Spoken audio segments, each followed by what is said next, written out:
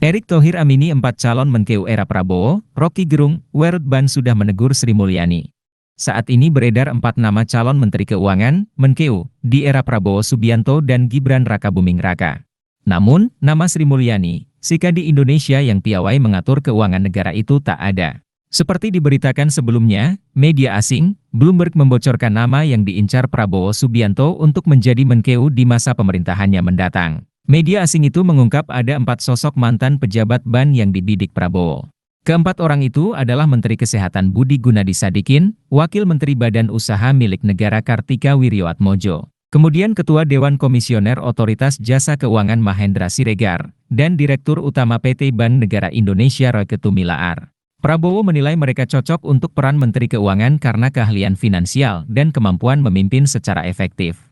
Namun, Prabowo disebut tak akan menjadikan Menteri Keuangan sebagai posisi tawar-menawar politik. Pasalnya, jabatan itu disebut di atas politik, sehingga dibutuhkan orang yang teliti dan piawai dalam mengelola anggaran negara.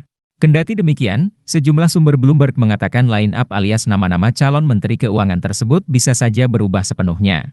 Kayaknya calonnya ada 4, berdasarkan kabar yang beredar. Pak Budi Menkes, Pak Tiko, Pak Mahendra, lalu Pak Roke, ya figur-figur yang sangat bagus menurut saya, ungkap Erick saat menghadiri acara ulang tahun Bank Tabungan Negara di kawasan Gelora Bung Karno, Jakarta, Minggu, 3 Maret 2024. 2 dari 4 nama figur yang disebut, merupakan sosok yang berasal dari Kementerian BUMN maupun perusahaan BUMN. Menurut Rocky, era Sri Mulyani mungkin sudah selesai.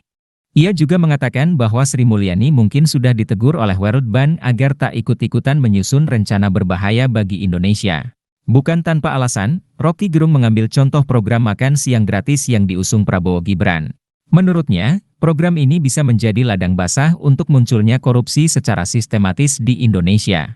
Karena makan siang itu dianggap sebagai salah satu hal yang rantai korupsinya akan panjang, harga satu piring di Jakarta itu mungkin bisa tinggal 1 sendok kalau sudah sampai di Papua. Dan Bank Dunia pasti menghitung itu tidak efisien, tandasnya. Download Tribun X sekarang, menghadirkan lokal menjadi Indonesia.